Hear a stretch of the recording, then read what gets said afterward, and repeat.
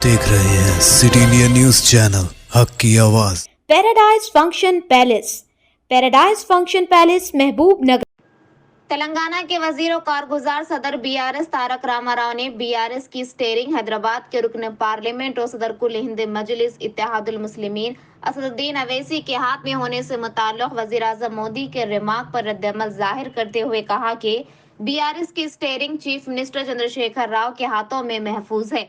मलकपेट इलाके में तामीर किए जाने वाले 30 मंजिला आईटी टावर के संगे बुनियाद की तकरीब से खिताब करते हुए कहा कि मजलिस की स्टीयरिंग सदर मजलिस बैरिस्टर उद्दीन अवैसी एमपी के हाथ में महफूज है।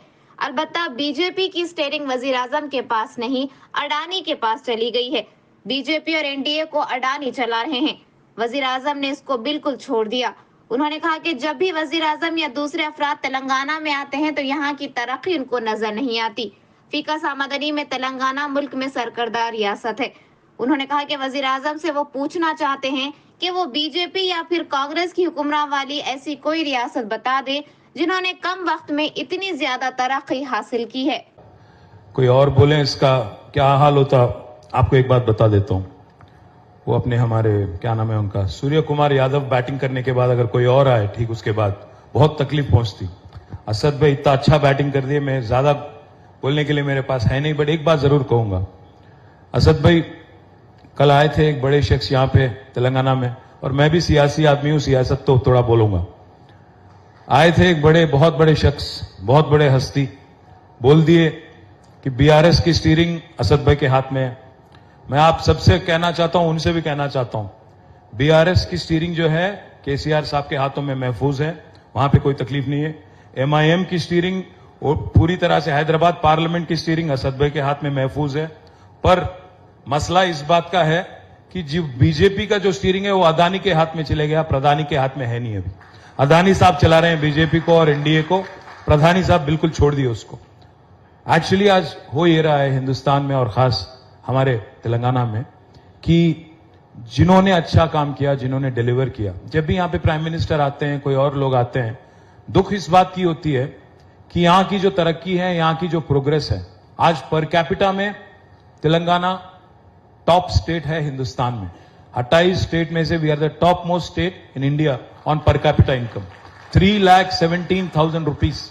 मैं प्राइम मिनिस्टर से पूछना चाहता हूं, आप एक ऐसी राज बता दीजिए बीजेपी का या कांग्रेस का जिन्होंने इतना तरक्की इतना जल्दी हासिल किया। ज्यादा नहीं बोलूंगा, बट ये बात पक्का कहूंगा कि असद भाई ने जो दिल से बात कही कि इससे पहले कभी का एक बार ताने सुनने को मिलते थे कि यहां पे क्यों नहीं काम होता, क्यों नहीं आईटी टावर बनते।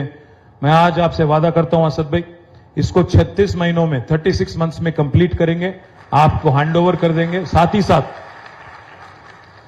मोहम्मद अली ने कहा कि बलाला साहब के सदारत में एक डेलीगेशन चले जाए। मैं तो कहता हूं हम और असद भाई भी चलेंगे, यूएस चलेंगे, मिडिल ईस्ट चलेंगे, जहां आप चलने को कहोगे वहां चलेंगे।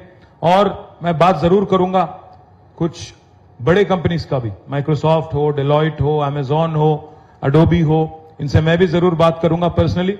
और मैं वादा करता हूं I will get you some brilliant anchor for our Malakpet hitech nucleus park in the next 1 year. मैं विश्वास रखता हूं, इस बात का यकीन है मुझे कि चुन के तो वापस हम ही आएंगे। मुझे कोई इसमें कोई सेकंड ओपिनियन है ही नहीं, क्योंकि हमने काम किया, हमने पिछले 9 साल में काम किया, अमन को बरकरार रखा। और जो हैदराबाद में एक माहौल इससे पहले जो था एक तनाव वाला, वो आज नहीं है। आप एक बार सोचिएगा, कभी एक टाइम होता था हैदराबाद में गणेश चतुर्थी आया, रामनवमी आया, या कोई मिलाद या कोई और इवेंट आया तो कहीं ना कहीं एक कर्फ्यू लगाने वाली एक माहौल, एक अनरेस्ट पैदा होता था। मैं यही हैदराबाद में ग्रामर स्कूल से मैंने पढ़ा, तो मुझे बहुत अच्छी तरह से याद है 20-25 साल पहले हर साल 7 दिन से लेकर 10 दिन तक छुट्टियां मिलती थी। आजकल बच्चे नाराज हैं हमसे, स्कूल जाने वाले बच्चे, कि उनको आजकल छुट्टियां नहीं मिलती ज्यादा। पर खुश इस बात से हम हैं कि आज Hyderabad has become a shining example for the rest of the country. आज बाकी हिंदुस्तान आप देखिए, मॉब लिंचिंग कहीं सुनने को मिलते हैं, कहीं और जगह कहीं और सुनने को मिलता है। तेलंगाना में कहीं भी पिछले 9 साल में एक भी ऐसा इंसिडेंट अगर कहीं हुआ, मैं पूछना चाहता हूं प्राइम मिनिस्टर से मैं पूछना चाहता हूं राहुल गांधी जी से, आज तेलंगाना में ऐसी कोई माहौल है जहां एक दूसरे को आज मजहब के नाम पे लिंचिंग या मजहब के नाम पे आज डिस्क्रिमिनेशन दिखाया जाता है? ऐसी कोई माहौल है यहाँ पे? आज हम लोग मिलजुल के, यहाँ पे गणेश चतुर्थी की, गणेश इमर्शन की टाइम आई थी, तो हमारे मुसलमान भाइयों ने हैदराबाद में मिलाद का जो उनका प्रोसेशन है उसको उन्होंने पोस्टपोन किया और फैसिलिटेट किया गणेश इमर्शन का। ये है हैदराबाद की गंगा जमुना तहजीब। ये मिसाल जो आज तेलंगाना पूरी हिंदुस्तान को दिखा रही है, इसको और आगे ले जाना है, इसको और तेज, जैसा असद भाई ने कहा, तरक्की को भी आगे ले जाना है। मैं बलाला साहब का भी शुक्रिया अदा करता हूं।